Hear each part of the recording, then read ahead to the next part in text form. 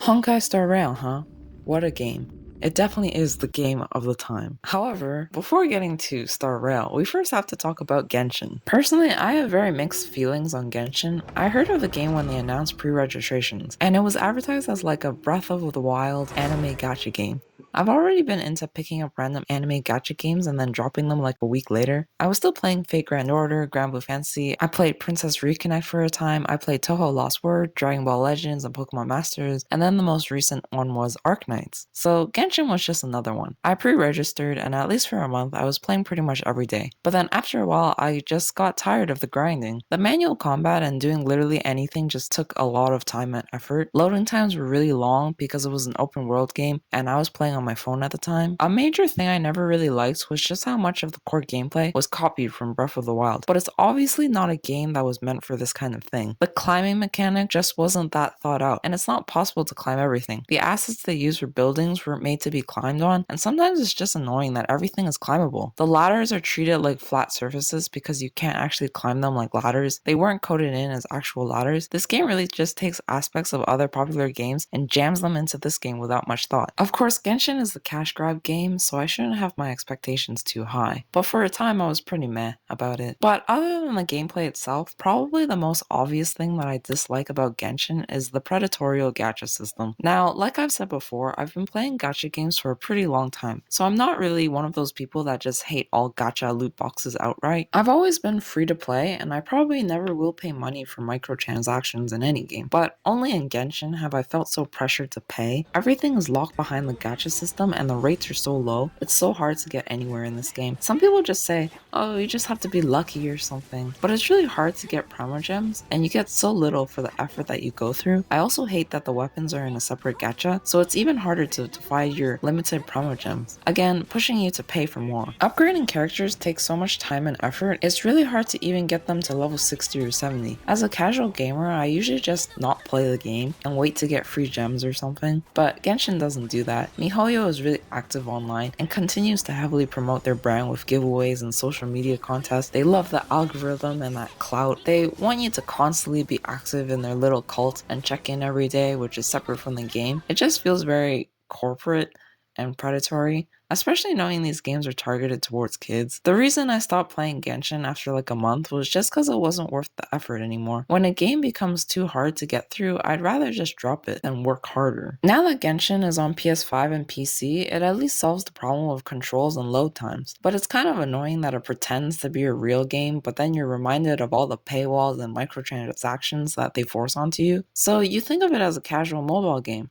but no, it requires a lot of effort to play the game, and it honestly sucks to play on such a small screen of your phone. In the end, it neither is a great console game nor a good mobile game. That being said, I still play Genshin occasionally. The good parts are the story and dialogue, probably. The implementation of the story is not great. It's really annoying when you try to go through the story, but you have to do all these mundane tasks along the way. The dialogue is actually funny, which I like, and the characters have good interactions. But sometimes the lore or the way you go through the story creates inconsistencies, and you're kind of just confused about what's happening in the world. So now we have Honkai Star Rail. I wasn't really that interested in it, but I'm still a sucker for downloading new games and checking them out for like a week, so I pre-registered and got the game. I already prefer the sci-fi aesthetic over the fantasy aesthetic, so it did have me going for that alone. I was pretty cynical about it at first, but before I knew it, I was really hooked on the story. Like the prologue in the space station is pretty short, and you go on your way to Yarilo, essentially the first chapter, and this chapter moves fast, builds a lot of the characters and their stories. The relationships and your team actually have chemistry. Because of all the characters that we met and spent with, I have a better grasp on the world and I'm more engaged with the story. It really feels like you, the player, is actually part of the world, and I really wanted to see what happens next. I feel invested. I also just personally like the characters more, I don't know. And I can't not mention the most epic moment with the climactic final boss fight in chapter 1. It was so cinematic, yet you, the player, were also in it, and there were moments where you could play the game and understand more lore of your own character and their growth. The implementation of story and gameplay were great, not to mention the badass music that plays during the fight, and it only gets better the farther in the fight you go. When the vocals hit me, it really felt like a final boss from a single game, or a Persona boss fight. Genshin's first few bosses were not nearly this epic. The entirety of Chapter 1 felt like a whole game by itself. The friends we made along the way, a clear goal to establish and accomplish, and then fighting God. Like, damn, it's probably that moment that I was like, I like this game. Now, as a game, the gameplay is pretty different from Genshin's. It goes back to a basic turn-based RPG combat system, which might seem kind of boring if you prefer Genshin's action gameplay. But personally, I really like it because it's strategic and easy to understand. The other thing is traversal. Instead of an open world, it's more open zone. But I like it when playing on mobile because loading times are shorter and it's faster to get from one place to the next. Overall, Star Rail fixes all the quality of life problems that Genshin had. For example, in Genshin, you can only heal at the big statues, which were few and far between. Another thing is that for some reason, when you teleport to the statue, it doesn't actually heal you immediately. You have to walk backwards in order for it to initiate. Now, with Star Rail, all teleport waypoints will heal you, and there's a lot of them in each zone. Their range is also bigger, and it's more obvious when it heals your characters. I noticed Genshin didn't start having waypoints in front of boss areas until Sumeru, so it's nice Star Rail had those from the beginning. Traversal in Genshin was always a pain because you spent so much time walking long distances just to get from one place to another. Like, if the winery or the Adventurers Guilds is such an important location that you have to go back there all the time, why not just make it teleportable? It's so unnecessary. The other big thing is Star Rail's autoplay. What I like is that it's not a handicap or something, it's clearly an option that you can toggle on and off. If you want to farm an area, you can just have it on auto. If you think you can farm faster, you just turn it off and farm yourself. When it's an important story boss fight, there's no option to auto, so you have to play it on your own, which works because it's a story thing, so it feels more rewarding when you play yourself. Simply put, the autoplay is just a nice thing to have when you want a faster way to farm materials.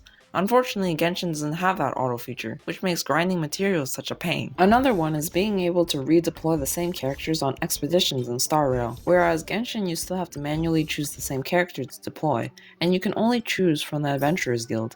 Star Rail has everything in an easy-to-read menu, where all the bosses and grinding spots can easily be teleported to. Also, there's only one daily mission that you have to do, which is fairly simple, unlike the 4 daily commissions you have to go all over the place and do these tedious little tasks for the same amount of rewards. Genshin's whole thing is basically to do everything manually and to walk everywhere to the most minute tasks. It's the kind of open-world traversal problem that everyone complains about for console games. Genshin is not immune. In terms of characters, I find all the free-to-play characters to be really useful actually, and can take me a long way through the main story. I also really like that Trailblazer is useful. At least for me, I found their skills unique because they act as a tank, which we don't have, unless you have Gepard. I don't know why they made Traveler so useless until like Dendro, and even then they're not like super great. I also just like Trailblazer more as a character. They have a personality more than Traveler does. Of course, there's all the Trash Panda memes, but even then, Kalis and Stell have different personalities, which I think is cute. When it comes to the gacha, I honestly feel like it's a normal gacha, like as much as any other game. It's easy to get jades and you can get a lot from the story and exploring the zones with very low effort. Overall, it's simply easier to get enough jades to do more gachas, and I haven't had any problems with it at all. In like 5 months, I managed to get like 6 5-stars, versus the 3 years I played Genshin and I have like 4. Sure, maybe it's luck, but I have that much more to spend. The game is more lenient with giving out jades than Genshin is with gems. It's also because of the low effort, it makes farming materials and leveling up characters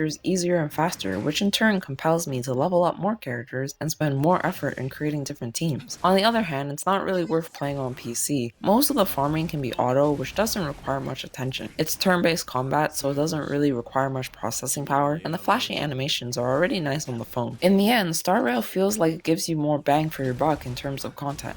Or in this case, your time rather than your money. Sure, it could stop continuing the story and keep stalling story content, but they have a strong start that makes me invested and await in anticipation. Even if I drop Star Rail after a while, which I did for about 2 months, I probably still want to continue the story whenever it updates, which I currently want to do right now. Essentially, Honkai Star Rail feels like what it's supposed to be, a mobile gacha game. It's low effort and worth coming back to without pressure. As for final thoughts, Honkai Star Rail good. I didn't even go into much detail on the game, like the choices that you make that slightly alters the narrative of your playthrough, the simulated universe, and all the character quests, but I actually have to say that Star Rail is the first mobile game that I've been hooked on purely from the story without prior connection to a bigger IP, unlike the Fate series or Pokemon, or even to an extent Final Fantasy. I know Honkai is a whole franchise, but as someone who doesn't know a thing about the other games, Star Rail is just a good original story that made me genuinely like the characters. I've also noticed all the side sci-fi pop culture references, and the creativity and detail that comes from the side quest makes me feel like Star Rail is a product of love, rather than a money-making machine that is Genshin. As I've said, I have a love-hate relationship with Genshin. During its peak popularity, I was definitely not having it, but after a while, I came to realize I still wanted to keep up with the story. Despite all its flaws, I'm still here being a part of the community. While I do come back to the game every once in a while, it also makes me realize how much more I love Honkai Star Rail.